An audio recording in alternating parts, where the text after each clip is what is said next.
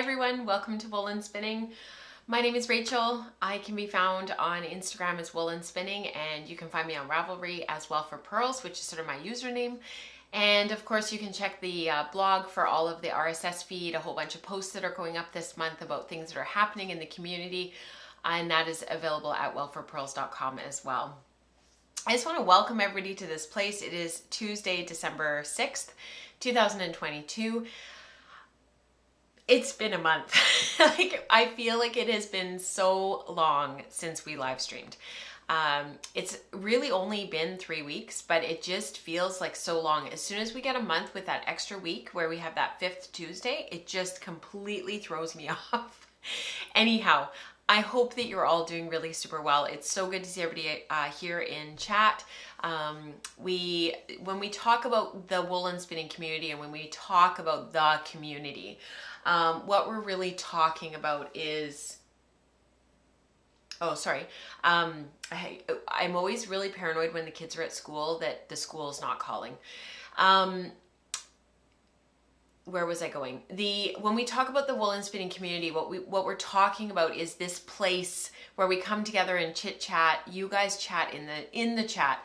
Yes, I talk about my projects and I talk about what I'm working on and whatnot, but really what we're talking about, the nitty gritty of what the magic that happens at Woolen Spinning is in the Slack channel where people are constantly sharing things. You have basically 24-hour spinning support. And then, the Ravelry group, and then here sort of in the live chat when we have the live stream. We used to live stream every week. As you guys know, it got to be a little bit much. When we changed the kids' schooling around, which I've talked about lots on the podcast, it just became a bit too much to be streaming every single week. We went to the bi-monthly, but the thing is when you are only doing it twice per month, there are those gaps once in a while, and I do mourn the loss of those consistent weeks. So yeah. So if you're a new viewer to the podcast, welcome. Make sure that when you're watching that you have the live chat replay going so that you can see everybody and catch up with those who you maybe haven't seen for a while, especially if you're a member of the Patreon community, because you'll start to recognize names and you'll start to sort of associate people, especially if you're able to make it out to the Maker Mornings. There is a Maker Morning this week on Thursday morning for patrons, so I hope to see you there at 6:30 Pacific in the morning. I have a few things to talk about. They're all kind of sitting here next to me. And I just realized I pulled out my Christmas sweater, my jingle sweater, and I forgot to change. I was going to wear it for the podcast. I haven't worn it yet. And I had it all nicely ready, and then I didn't have a chance to wear it. So them's the breaks. That's kind of the way that this month has been going. I tried to go do groceries this morning, get a couple of things for Christmas for the kids. There was no parking spots. Everything was lined up. There was you couldn't even get in the store. I was like, nope. I just kept on going. Went to a quieter grocery store. Didn't get everything that we needed, but I got more than enough. And yeah. I have a few announcements to make just before we get into the show. So first of all, if you are part of the Wool Circle on Patreon, one of the streams that we have that's part of your membership for Patreon is called the Wool Circle. Rebecca is looking for people willing to share their sampling process, a short video or a write-up that Rebecca can read if you don't want to record yourself, and a sample. So your sampling process, what does that look like? That is due this coming Friday. So if you guys could get that into her, we'd really appreciate it. It'll make the last Wool Circle of the year incredibly rich. And again, just bringing that magic. So please record, you can do it on your phone. You can even hold it. Just record like this. Talk to the phone. Talk about your sampling process. You don't even have to include your sample in the video. You can take photos of it if that's easier for you. So that is for the Wool Circlers, if you guys could get those in. If you are in queries and explorations, if you are in spinning staples, if you are in the studious spinner, you are all invited to participate. So please get your videos in. What else? We have the Year of Color. It is coming up. It is around the corner. So if you have access to Color and Spinning by WnS, please pull it out and get ready to follow along with Rebecca and I as we discuss all things color for 2023.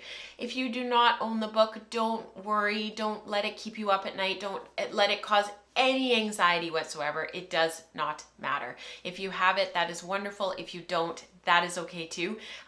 Nothing that we will be doing will preclude you from being included and from participating if you don't have the book. So do not worry. I put a call out. I have to say this, you guys are incredible. And some of you are here today in chat because chat is like scrolling quickly. But the I put a call out for spinning for spinning pearls for the fall, and that is the teaching content that goes out every month for all patrons of the community. That is where we do a lot of the teaching, and I put a call out on the Slack channel saying, hey, like if anybody's available, if anybody wants to spin some of the samples for January's content, reply to this thread and then I will get in touch. Well, there was like 13 of you. I thought maybe one or two, maybe three. I'd have to send some private messages and be like, hey, would you be willing to add this to your calendar? Nope. Over a dozen. So thank you so much. And if that is something that you're interested in doing in the future, I will be putting calls out regularly on the Slack channel for the next month. So right now it's December, so I put calls out for January. In January, I'll be putting calls out for February and so on. There is a locked private thread on Slack. So once you participate the first time, you'll see the calls come up after that.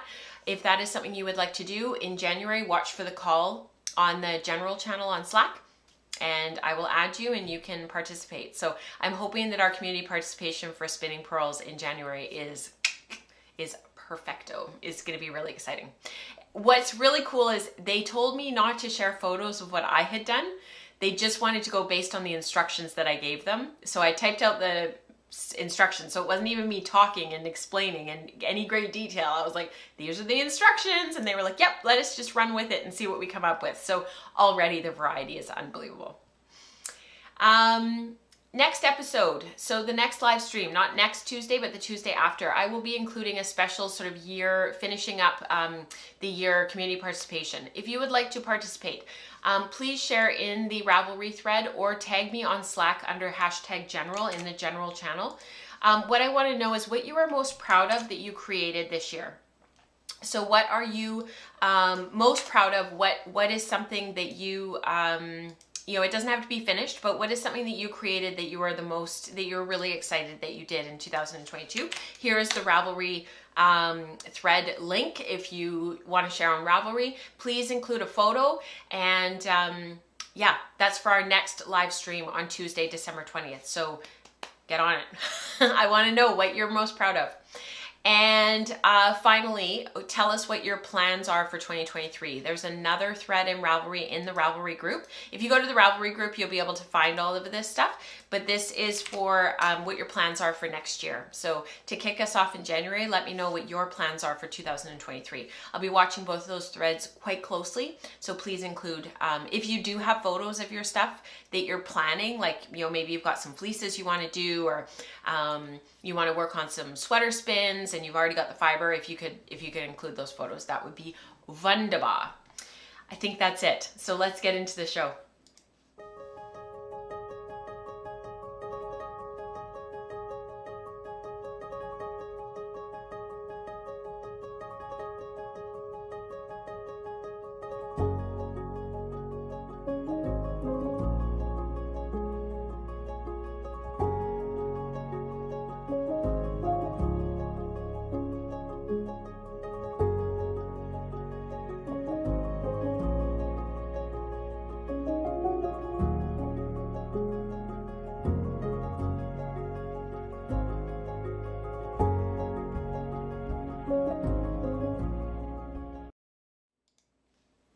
So the streaming software that I use updated, and so the whole, my whole monitor just doesn't look right.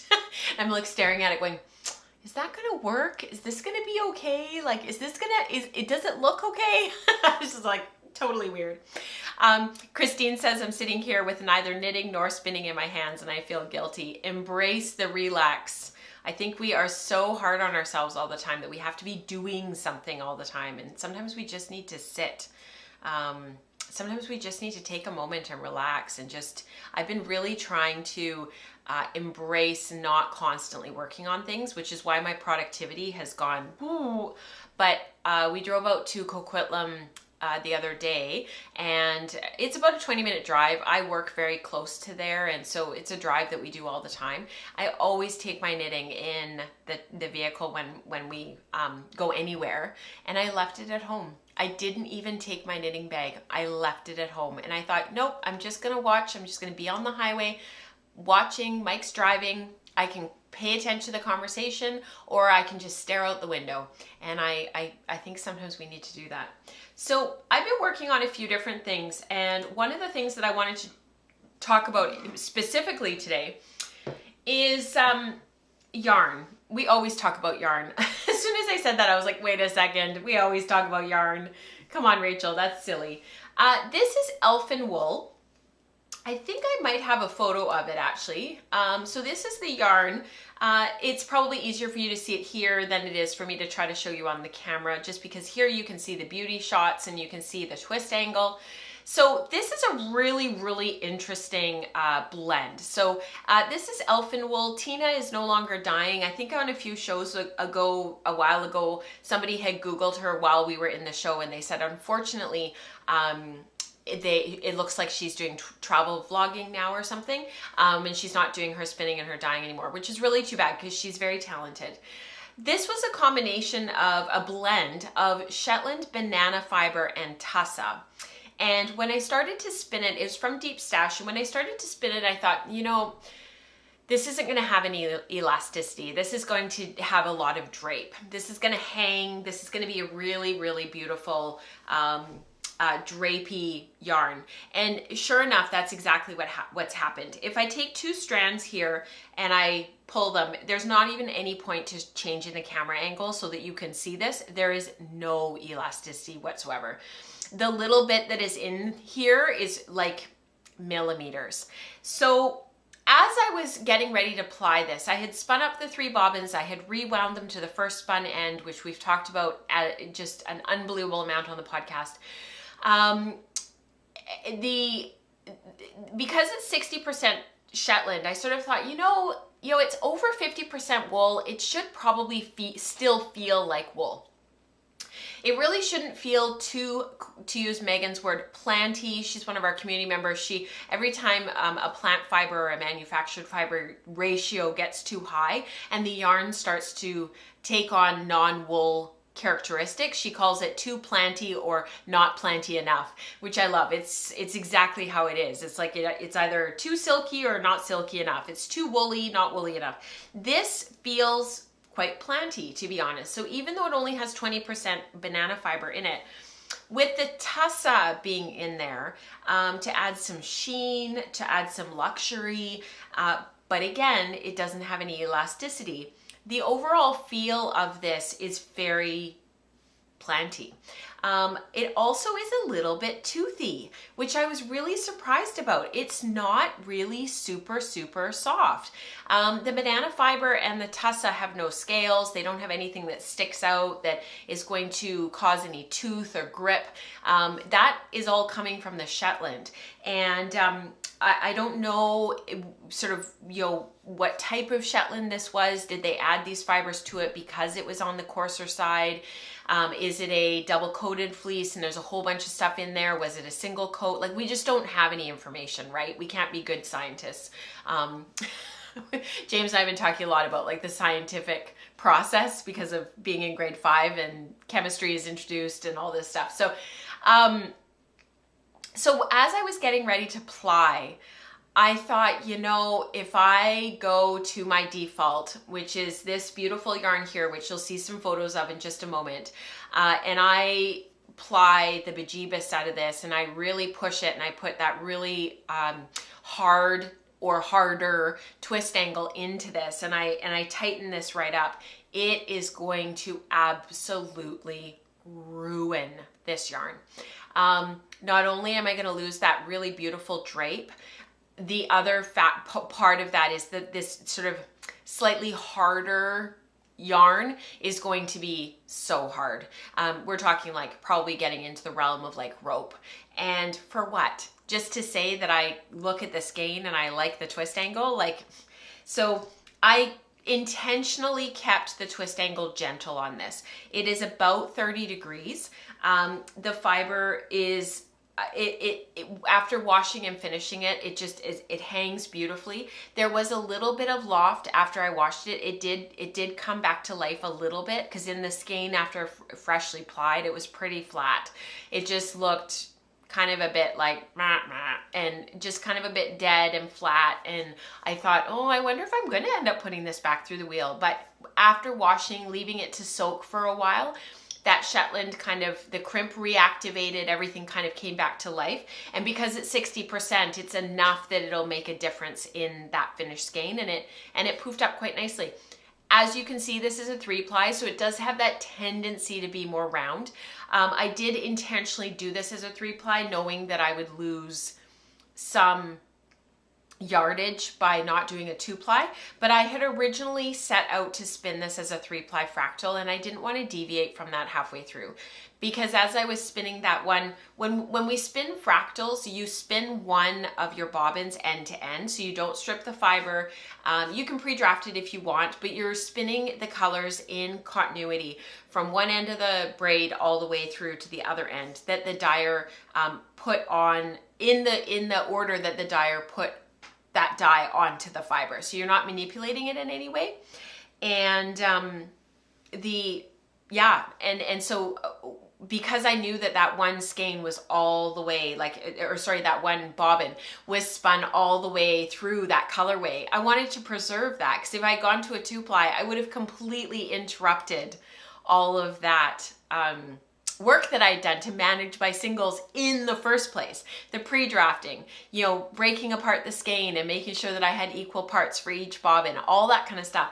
And I think what's resulted is just a really harmonious skein. It's just very gentle. The colors are nicely blended. The overall feel of it is actually a little bit more brown, a little bit more sort of honey brown, if you know that sort of feeling of, I predicted that the blue would get lost. It did. You can't see it at first glance in the skein. The blue, it's too similar to the creamy undyed white areas, and so the blue did get lost, but it just has a lovely feel to it. It's gentle and it's subtle. Diane's teasing me. She says, you're not selling it very well. Yeah, sometimes I feel like, we have those skeins every so often where we sort of have to go against our instincts and against our aesthetic preferences, and we just have to recognize that there's a reason for that, that these fibers don't all want to be spun the same way, that one fiber might be spun. This organic Pullworth, it took a huge amount of twist in the singles, it took a huge amount of twist in the plying, and it's resulted in a really bouncy, springy, sturdy yarn that's not going to pill quite as badly as it would have if I hadn't have put enough twist in it.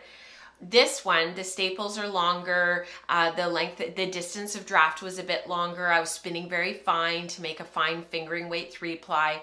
It's about 22 wraps per inch, under tension.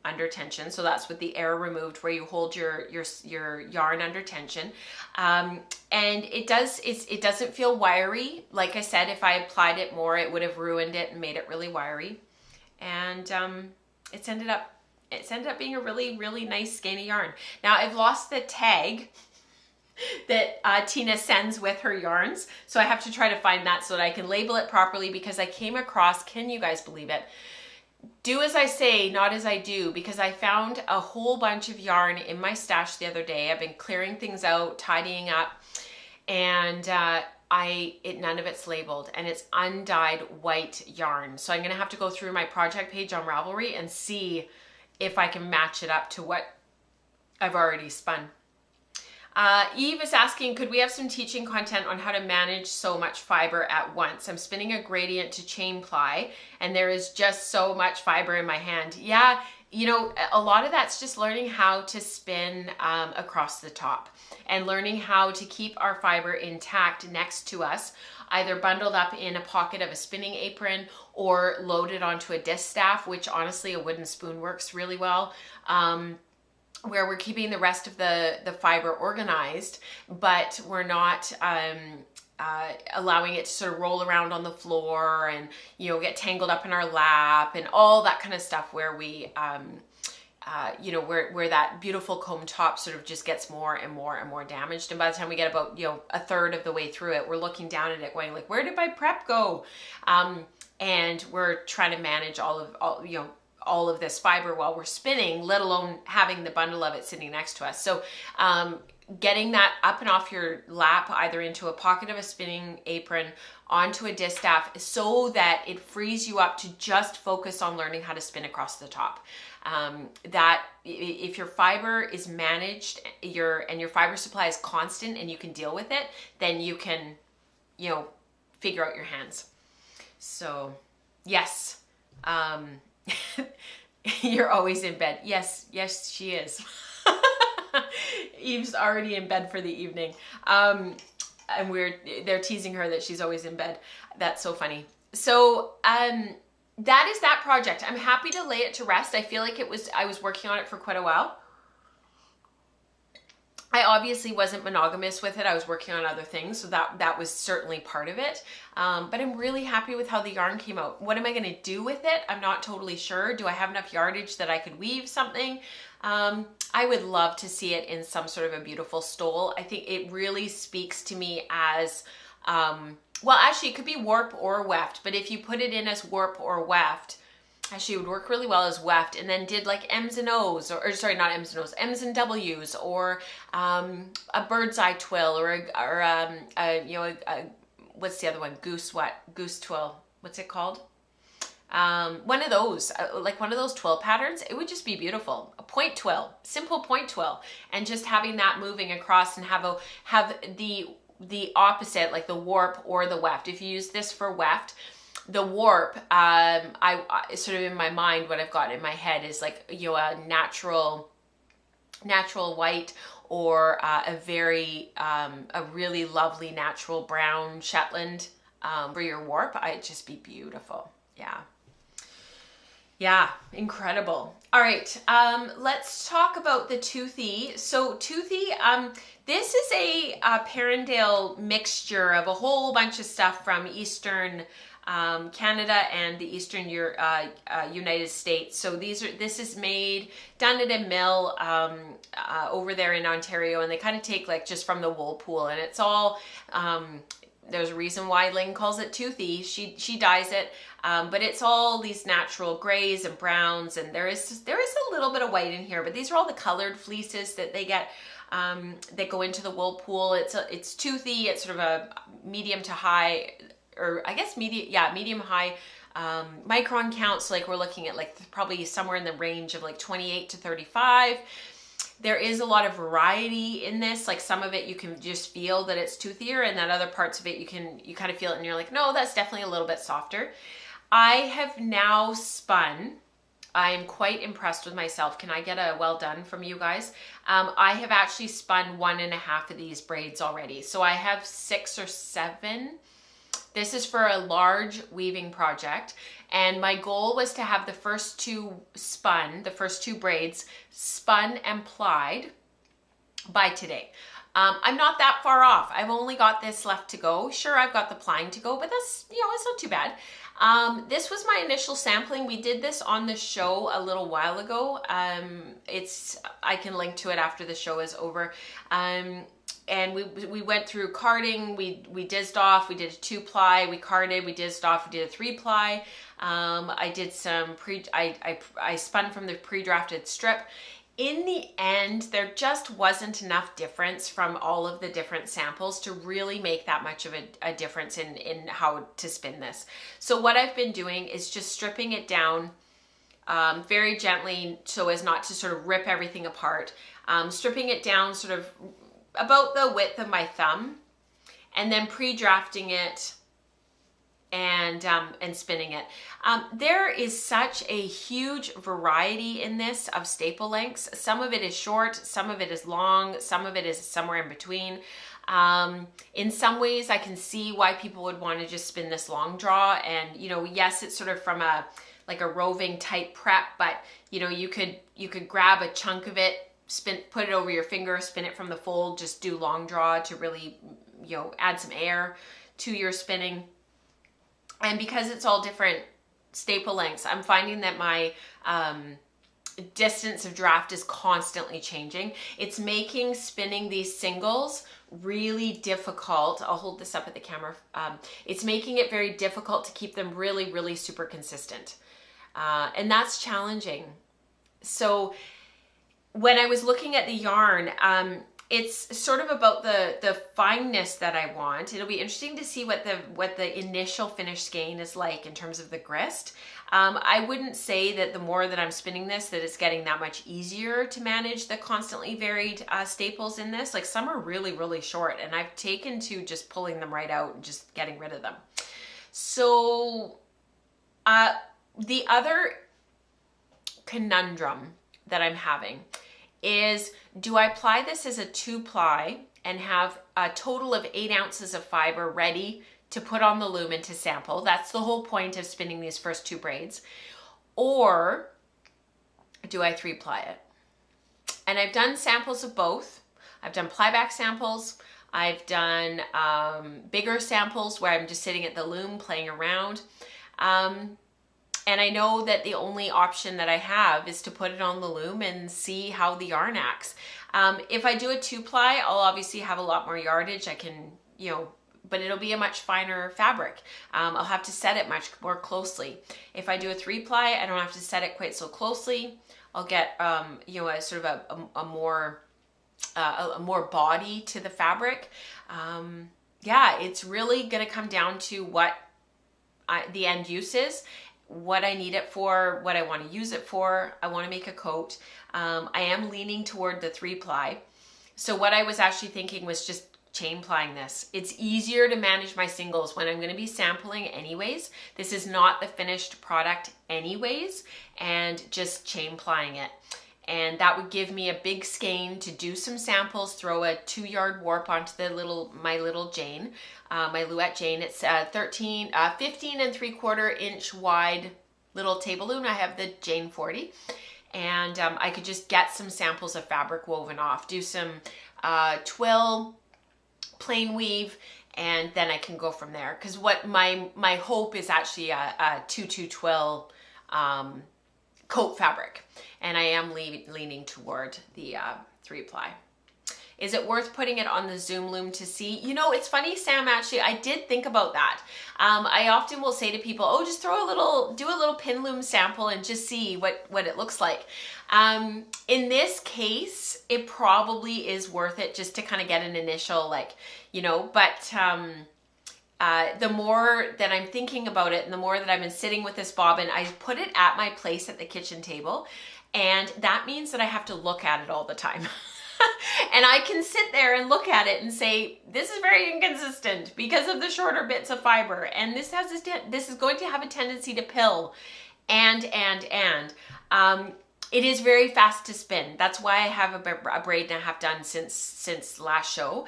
But it's those inconsistencies. And Rebecca, you took the words out of my mouth. She said, if you do a 3-ply, that would compensate for the inconsistency, just so you can loosen up and enjoy the singles being what they are. Totally. So that is in the back of my mind. It's spinning up very quickly, and it will be fulled very heavily. Yeah, Eve, how are you going to finish the fabric? It will be fulled very heavily. So in terms of the inconsistencies in the yarn, that shouldn't matter too much. But on the other hand, you want a fabric, if you're going to all of this effort to weave fabric for a coat, you want to make sure that you have a yarn that is structurally stable and sound, is going to be able to cope with being on the floor loom, because it won't be on my Jane because that's not wide enough. It's going to have to go on my Jack, and it's going to have to be able to withstand the wear and tear of a coat.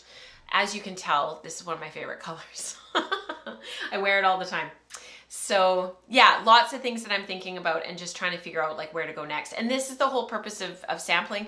The other nice thing is Lynn has more of this and I know that I can get more. So if I go through like 3 braids and I've only sampled and I haven't actually started the fabric yet, I can get more. I don't want to get more. I don't want to spin this until like the cows come home. We don't have cows. They would never come home. So like, I just want to be able to move on, because the other thing is, I washed all of this CVM, this Rommeldale CVM back in the summer. Was I talking about this, you guys? You guys might remember better than me. I need to get it all carded up. I need to move on. Like, I want to work on other things. I would love to see this become just a beautiful piece of fabric. It's soft. It's got this beautiful crimp to it. This is also from one of Lynn's rams. And it's got a lot of VM in it, so it needs to be carded several times. We need to get some of this stuff out and get it opened up, get working on it. So like I want to work on other stuff. I don't want to just be working on one project that's going to take so long. You could also use sizing if you're worried about the yarn on the loom. That's a great point, Amanda. And are used to wearing a heavy wool coat. I used to always have a wool coat, and my wool coat upstairs is, it's a black one. It was really expensive. And I wear it whenever I go out. Like, I wear my parka 99% of the time when I need like a proper like coat. Like if I'm going to pick up the kids, like it's snowing right now outside and there's snow on the ground. There's ice all down our road. It's just been awful, because there's this problem here in Vancouver is that we don't have snow removal on any side streets, which I know is a problem in lots of places. However, we get this really heavy wet snow that freezes, and so we end up with this layer of ice, and it's obviously not super safe for people. And then we get this, it's really damp and it just gets into your bones. And you need a coat that's waterproof as well as being warm. So I wear my parka like 99% of the time. But I used to always have a really nice wool coat that I would wear if like we went out for dinner, or if we went out, or I'm meeting my best friend tonight for coffee. I would normally wear my wool coat. And it would just be nice to have another one, one that I made. So a little bit of progress on my pressed flowers. So I'll just show you really quickly the photo of pressed flowers. This is a lovely design by Amy Christoffers. I am doing mine in Hello Yarn Organic Polworth, which I showed to you a minute ago. This is the finished yarn from when I finished it. So about 500 yards of fingering weight yarn.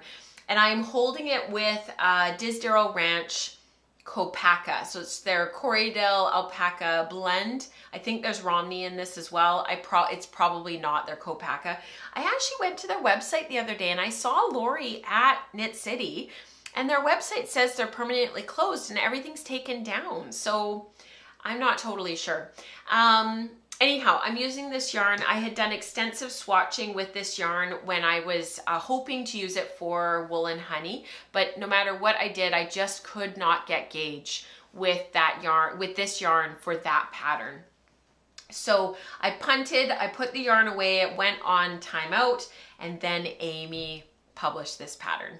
And I couldn't resist. I bought it immediately, and I had talked about, was this last show that I had re-knit, or was I talking about ripping out last show? I can't remember, because I know that I was talking about it, and then Dorothy, who knows me so well, and she's here in chat today, she popped into the live chat and she said, Dorothy said, if you don't like it right now, regardless of what we say, you need to rip it back and get rid of the chain ply. So the tail end of this skein I had chain plied, and I had started off knitting the chain ply to kind of work it into the cardigan, and then I was going to go into the rest of the skein, which was a fractal, so 3-ply fractal. Anyways, all I could see was the chain ply and how stark the color was, and that it just like, there was like, you know, a bit of gray, and then there was like a bit of yellow and a bit of orange. It just didn't work. So I ripped back, I started again. This is very potato chippy knitting. it's funny because like Tazzy was saying, um, uh, she was saying that like, you know, just one more row, because you're just so enamored with like, you know, what's happening and with the color and how it's working up and whatnot. And I'm absolutely finding that, but I'm also finding that it's a lot of knitting, because even though you're slipping stitches, you're having to pay attention every single row. And I'm actually finding it's quite tiring. So maybe I don't have the mental bandwidth for it right now. I'm not sure. There's so much going on at school with the kids. James has had some just doozies of questions recently about some things. And the World Cup's been going on. We've been following that really closely because, of course, we're Canada fans. We have a little bit of a, I don't know what the right word would be. There's a little bit of a conflict in our house because everybody's cheering for a different team, because obviously Canada didn't make it past the groups of 4. We weren't expected to win anything. Just the fact that we were there was a big deal.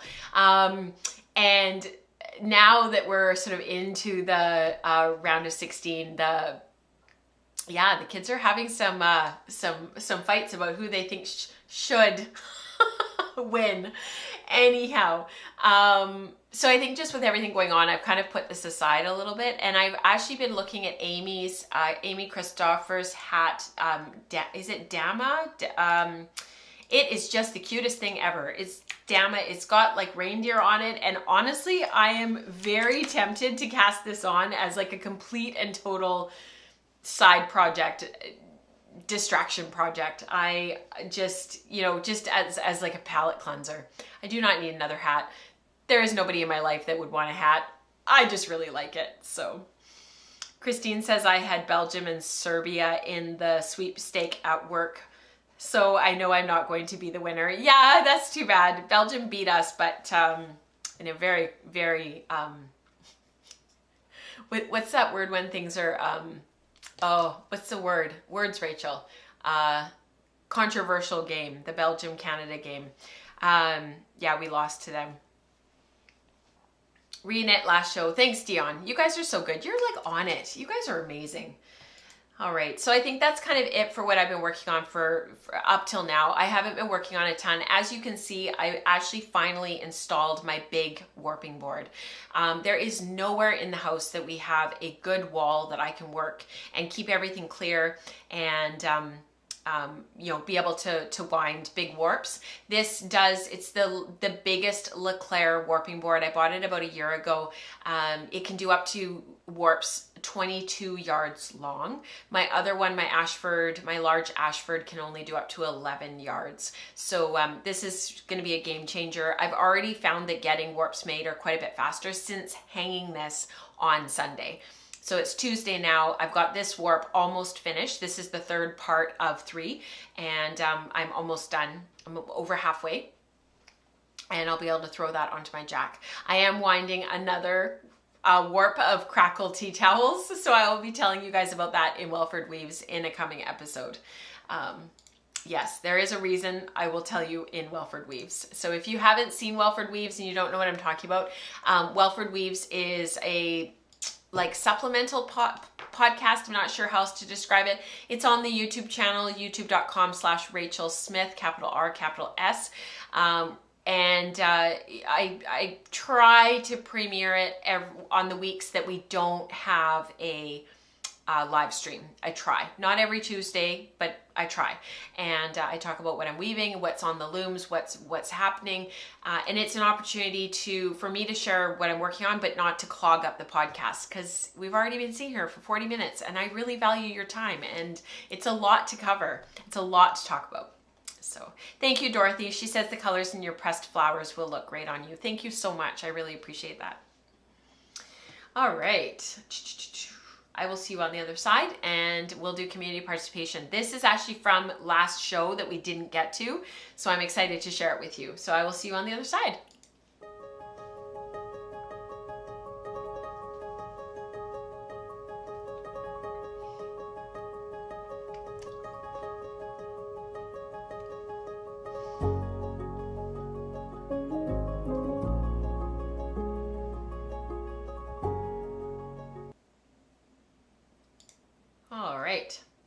That is very smart.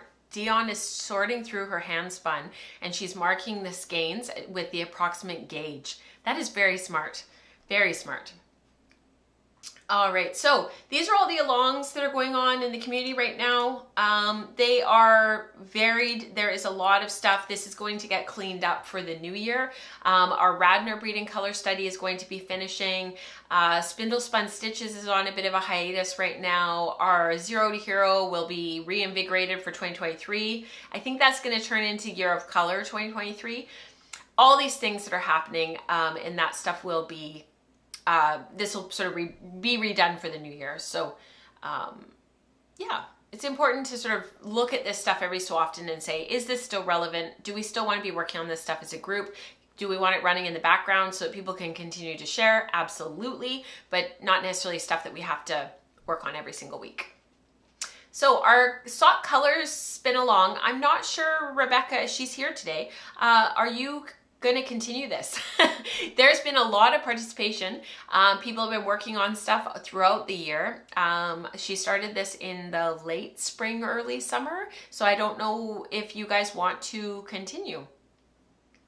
Oh, Sue, you're on Fringe Twisting Island as well. She said, it's so good to have you here, by the way. Her latest woven scarf, she's fringe twisting. That is why this is sitting here. My blue Radnor shawl that's behind us here, I have to twist fringe. Oh, it takes so long. So this is from Yelena.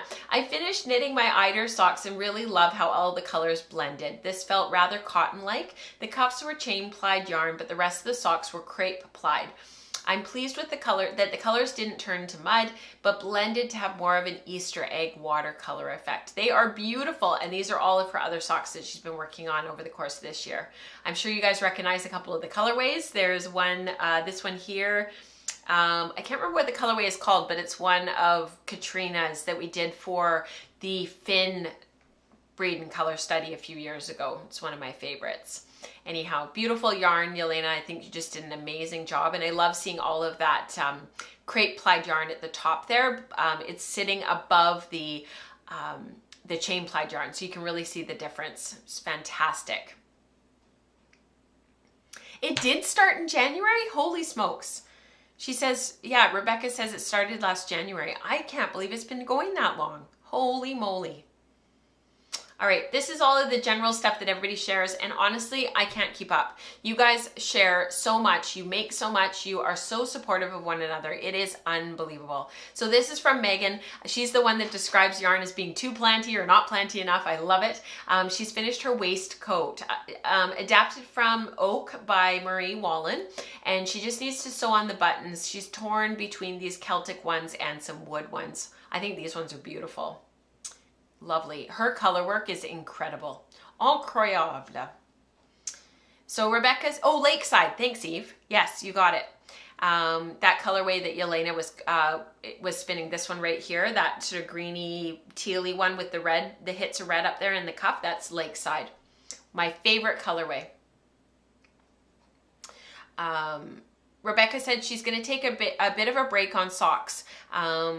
She has 3 more pairs to finish knitting and won't be spinning more immediately. But if there's demand for it to continue, then we can, or we can take a break. Yeah, so let us know, you guys. Generally, if you guys don't say anything, it's because you're happy to take a break. This is from Gabrielle. I thought this was amazing. So she says, tonight was the opening of the Atlantic Spinners and Handweavers 50th exhibition in Halifax, Nova Scotia. I am thrilled that I not only got a first and second for my spinning, but I also won Best in Show Spinner for my BFL 3 ply in the Nova Scotia tartan colorway. I included a closer picture of the winner at the end. Beautiful. Amazing. Well done, Gabrielle. This is from Dion. I love these colors. Oh my goodness gracious.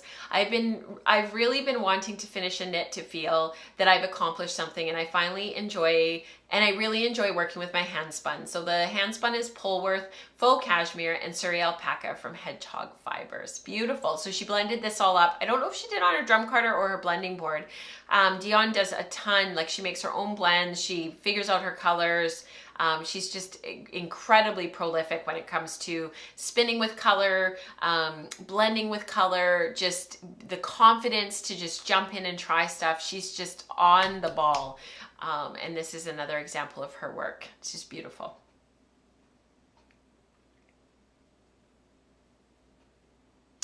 This is beautiful yarn as well. Suzanne says, I finished the first half of this braid. I spun 4 ounces as a traditional 3-ply. So that's the yarn there on the bottom, in the middle of the braid.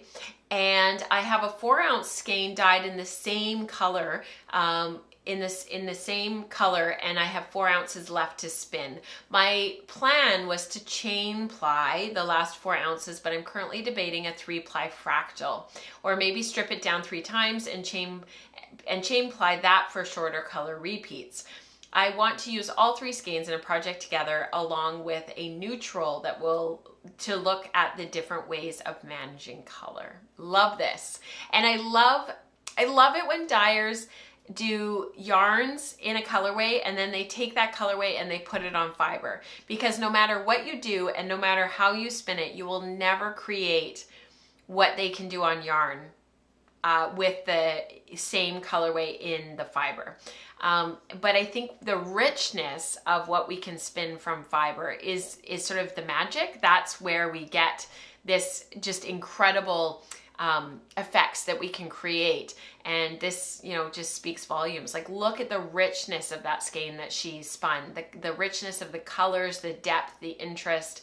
It's just it's so different from the commercial yarn. But to see those 3 together in one place, I hope that it really helps you to appreciate what we can do as spinners. And it also does show you when somebody says that looks like hand spun, it's to do with the color management and the fact that the yarn was dyed in the fiber before it was made into yarn. And so you can really see here, right above me here, how that yarn, it just has a certain aesthetic that the commercial indie dyed yarn doesn't. So it's good to see. I think that's really important. And it's just beautiful, that hand spun. The commercial yarn, the indie dyed yarn is pretty too, but I think the hand spun just has a certain perfection. It's just, oh, I love it. Beautiful. Oh, so Dion's yarn, Dion's fiber was actually already a blend. And then she just spun it up. So that's so often she makes her own blend. So I just had assumed, but yeah, gorgeous. And you're absolutely right, Dion. It really does bring out the beauty of hand spun. Christine says, I'm currently spinning some Malabrigo Noob, so you've got me thinking about buying a skein of the yarn in the same colorway to compare. So I've done that, and I just sent a finished knit Malabrigo Noob fiber to Pam, who some of you guys know in our community, and I had knitted into the Hitchhiker, and she's going to give it a new loving home. And I had seen the yarn for years. You know, it was one of their like top colorways, Poisson or something, and I went to spin it, and it came out so. It was beautiful yarn. It was one of the very first yarns that I ever chain plied. And going through that exercise of seeing the hand spun next to the commercial, it was really, really helpful to see how it changes and how different they are. I'd ask Suzanne how the first braid was spun, and then that would influence my answer as to whether or not to do a 3-ply. She just did a traditional 3-ply, so I think she just stripped it down into a whole bunch of little nests, spun to 3 bobbins, and plied. So yeah, it's a rare look at fiber, commercial, and hand spun compared. Yeah, it's really valuable. This is great. Yeah, thank you, Suzanne, for sharing. This is from Samantha, who just got back from New York City. She went on a whirlwind trip to visit all of her fiber friends and other friends, I'm sure. I had to do a bit of praying to the yarn goddesses today as I was cutting it a bit close on my latest project, but it worked. Only just though. So this is how much yarn she had left over.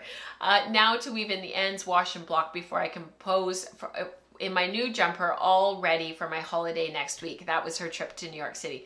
15 days from cast on to cast off. I might have some housework to catch up on. Maybe your husband did a bit of housework while you were gone. It's beautiful. I don't know what the pattern is or who designs it, but it looks awesome on you, Sam. Just amazing. These are really, really fun photos. This is from Philippe. I finished spinning my hand-blended Corriedale Cross Rolegs. Originally it's from Australia. He included his yarn specs here in the upper right-hand corner. So his twist angle was about 30 degrees, 12 wraps per inch, 16 to 18 wraps per inch in the singles. Just gorgeous photos of his Kromsky minstrel here, that brown wheel here. It's just I have a Kromsky minstrel, but it's in the natural finish. This is I think it's the walnut. It's just a beautiful wheel. Anyhow, his Rolegs are unbelievable, beautifully prepped. And then this is the yarn. Isn't that incredible? Amazing. All those bobbins spun, and then this is the yarn here. So it's roughly 12 wraps per inch and 30 degrees for his twist angle. I don't think he included his grist, but that's okay. It's just beautiful. Gorgeous. Oh, thank you, Sam. So her sweater is the Petite Knitter, and it's the sweater Caribou with a K. Beautiful. I love her patterns. They are just beautiful. I haven't knit anything by her. I own a couple of her patterns, but I love her aesthetic. She lives in the Canadian Arctic, but I'm not exactly sure if she's in Yukon or NWT, the Northwest Territories. Christine, she says those Rolegs, they should be mounted in a frame and hung as artwork. I agree. The colors are incredible. And actually, Philippe, I would love to know what you're planning to do with them, with this yarn, because you have so much. It's just going to be incredible. Those colors, amazing. Anybody who likes color. Those of us who are like a little bit more reluctant with color are probably like, those are gorgeous, but I don't think I'd wear it. And then other people are just, you know, love all the color and just want to jump in with both feet. And it's so inspirational either way. So this is a little bit of weaving. We've got some amazing weavers in our community. And so it's just an opportunity to sort of lift them up. Oh, thank you, Kelly. She's in Petite Knitters in Iqaluit and Nunavut. Thank you. I actually don't think that I knew that. I think I always assumed she was in Yellow Horse for no reason other than just assuming, which is not the right thing to do. Don't assume. But yeah, I thought she was in NWT. Huh. Rebecca says I never got to meet her, but I tried. Oh, I know they don't live in town. I do know based on her photos and stuff that they're quite remote. Anyhow, her knitting patterns are awesome. So for weaving, this is from our dear Charlotte, and this is actually where I got the idea for this yarn being used, the Elfinwolle that I was talking about earlier, being used for warp or weft against a twill that was a neutral. So probably white, because you can really see here how the twill pattern, the M's and W's, is picked up in that pattern. And so she's got along the border of these tea towels, or sorry, baby blanket, she's got M's and W's treadled, and then she's got, she's got straight draw. M's and W's are what is threaded in the loom, and then she's done different treadling variations, straight draw and M's and W's, where you get these gorgeous patterns up above. And that is actually where I got the idea for putting this in the warp, so you'd have that gorgeous fringe of the hand spun, but then having white for the weft, and you'd get that beautiful color play, and you'd see the patterning in certain areas, and then in other areas you wouldn't see it at all because you've got white on white, natural on natural. So yeah, yes it is, Eve, but I didn't want to say it on the podcast. This was the threading sling I preserved from a prior baby blanket by tying onto loom waste. It was an educational experience. I did not save time because I was new to tying on and misjudged how long my warp needed to be. So can a mom use a blanket that is only 29 inches square? I think it's just going to be a beautiful little sample. But yeah, gorgeous. And finally, these are the overshot scarves. One of mine is finished in behind me here, that Amanda's been working on. So Amanda made this pattern recently. Rachel in our community made them. I made them.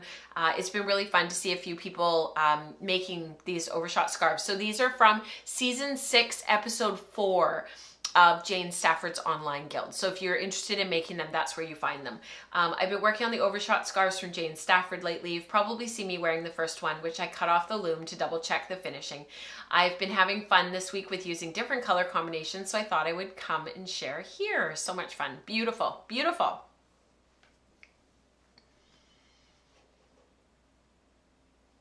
Thank you so much, everyone, for sharing all you do and for tagging me and for making sure that I see your stuff as well.